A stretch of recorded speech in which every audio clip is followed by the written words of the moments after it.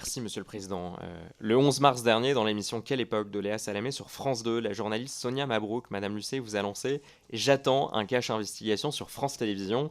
Vous avez alors répondu, je vous cite, Je voudrais bien, mais il n'y a pas grand-chose à faire et à dire sur France Télévisions. Bon. Pourtant, depuis le début de cette commission d'enquête, il apparaît qu'il y a beaucoup de choses à dire, vous en conviendrez, je pense. Je pense aux 80 millions d'euros de déficit cumulés par France Télévisions depuis 2017. Je pense aux chambres d'hôtel à Cannes facturées jusqu'à 1700 euros la nuit. Je pense aux conflits d'intérêts, on en a parlé, entre certains dirigeants de France Télévisions et des dirigeants de sociétés de production bénéficiant de contrats importants avec le groupe. Je pense au niveau de rémunération très élevé d'une trentaine de directeurs de France Télévisions, mieux payés que le président de la République. Je pense aux soupçons d'emploi fictif de certains directeurs qui ont d'ailleurs fait l'objet parfois d'enquêtes, parfois d'articles de presse. Je pense à l'hyperconcentration des contrats de production aux mains de quelques sociétés qui bénéficient de centaines de millions d'euros d'argent public par an. Je pense aux entraves qu'on subit dans le cadre de cette commission d'enquête pour réclamer des documents critiques que France Télévisions a pourtant l'obligation légale de nous fournir. Je pense aux communications officielles mensongères du groupe, notamment sur l'état des comptes.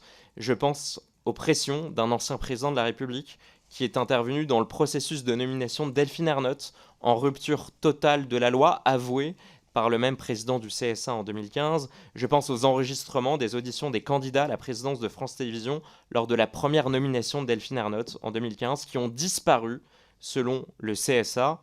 Et je pense enfin, mais la liste n'est pas exhaustive, au témoignage de ce haut magistrat, président de la 3e chambre de la Cour des comptes, qui sous serment, devant nous, n'a pas voulu nier avoir reçu un mail du secrétaire général de France Télévisions lui demandant de décaler la publication du rapport après la reconduction de Delphine Ernotte en 2025.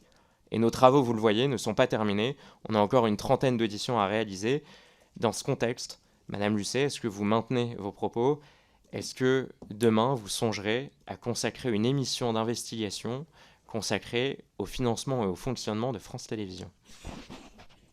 Alors, monsieur le rapporteur, je suis très intéressée par tout ce que vous dites, objectivement. Je ne pense pas être la personne dans la meilleure position pour réaliser une investigation sur France Télévisions, parce que je serais, je le pense, juge et partie.